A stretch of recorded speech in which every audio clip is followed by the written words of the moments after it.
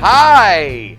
Welcome to STEM with Mr. Southall. Today, we are going to make something pretty cool. I think you're going to like it. It is called a vortex airplane. Now, we've all made paper airplanes. This one's a little different. First of all, it'll be using a vortex of air. And what that is a column of air to make it go in a direction, which is pretty cool. What you're going to need is you're going to need some tape, scissors, piece of paper, and a straw. Now, I have some bendy straws here, and I think I could experiment. I would keep it and do some experiments with it, but a straight straw works great, and that's what I've used every other time. This would just add a little another element of science and experimentation, which would be kind of cool.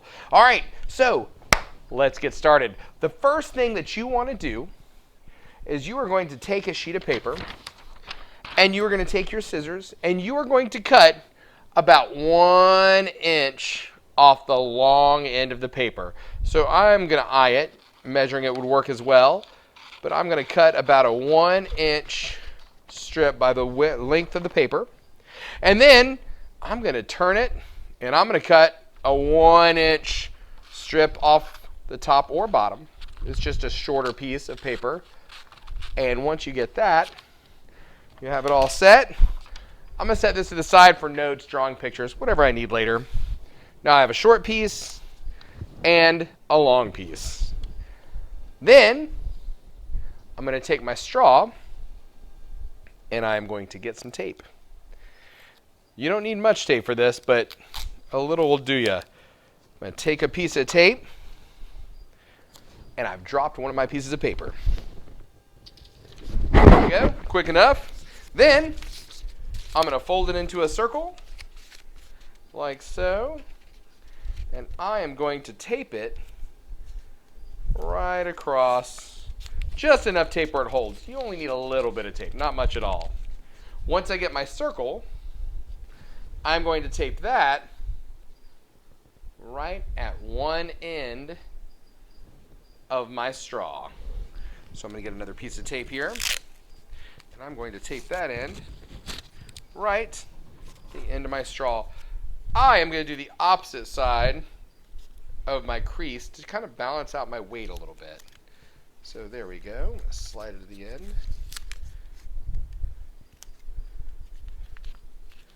There we go. Just try to straighten it out as much as possible.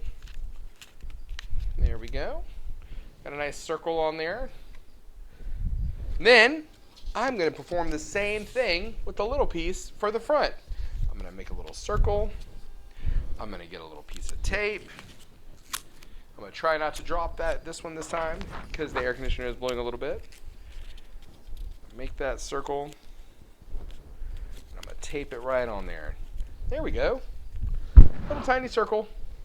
Worked just fine. Now, the same thing, I'm going to put it. I like to put the crease on the other side because it helps balance it out a little bit. But I'm going to put it on the other side of the straw. So I'm going to take another piece of tape.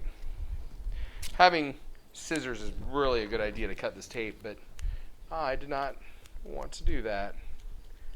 There we go. I'm going to tape this piece right here. And I got a little to the edge. I'm just going to flip that over. There we go. Now, I have my vortex airplane. What happens is the air comes in and it swishes around in that circle and this circle, and it keeps it lined up. So let's see if it works. Oh, that was pretty awesome.